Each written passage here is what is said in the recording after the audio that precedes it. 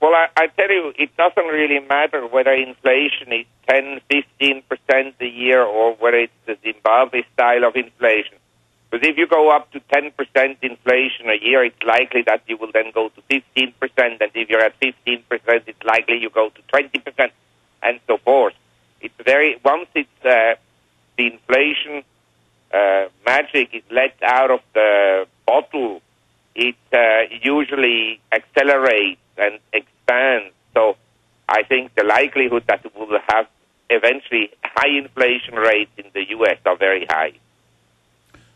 Won't that inflation spread worldwide? Aren't we already seeing inflation all over the world? Well, I think that's a very good question because, you see, in America, they publish essentially core inflation, and core inflation understates the true cost of living increases.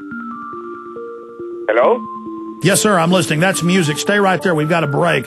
Everybody always pauses on that song. We had Willie Nelson on. He goes, sounds like ice cream trucks. Marc Faber is our guest, joining us from Thailand. We'll get him to finish up on that point, and talk about a few other subjects as well on the other side. Our guest is also a worldwide bestseller, not just in the United States, but also in Asia. The website's the Gloom Boom Doom Report. That's gloomboomdoom.com. Okay, sir, finishing up your point about the economy and inflation and worldwide. We're already seeing these dollars being printed, driving up inflation in Eastern Europe and places, aren't we? Well, my point is this. Let's say if I traveled 20 years ago to emerging economies, the price level was very low. But after the U.S. began to pile up large trade and current account deficits, which led the current account deficit to grow from $150 billion in 1998 to currently around $800 billion. These $800 billion flowed into the world, and in many countries, they inflated the price level, with the result that today, if you stay in a hotel in Sao Paulo or in Shanghai or wherever it is as expensive as in the U.S. So I think that the inflation figures in the USA, by just excluding energy and food prices, do not reflect the true cost of living of a typical household. I don't know whether any of your listeners has insurance premiums that have gone down. They're all going up. Healthcare costs going up. All contributions to the government for garbage collection and so forth and so on. All this is going up. Yeah, all the taxes are going up, and they're telling us we've got low inflation. Yes, and now, exactly. I mean, it's a joke. It's a total joke. And don't forget, this is the worst economic contraction post-Second World War. In such an economic contraction, prices should come down, but they haven't. So my view is that once the economy picks up, whatever that is, next year or in 5 years or in 10 years, I think there'll be strong inflationary pressures in the system. Yeah, no, absolutely. We've already got serious inflation with 20% unemployment with the real numbers. My God, imagine when it's 5% unemployment. Are they going to dump the dollar? I mean, I know that people aren't sure, but we see the world creeping away, kind of moving quietly towards the exits, the dollar going up and down wildly. I mean, you're out there in Asia right now. The dollar's clearly been devalued. You were just talking about that. Is the dollar a dead duck? Yeah, I think so in the long run. But you understand, the long run could be 10 years or even more, and in between you can have strong rallies.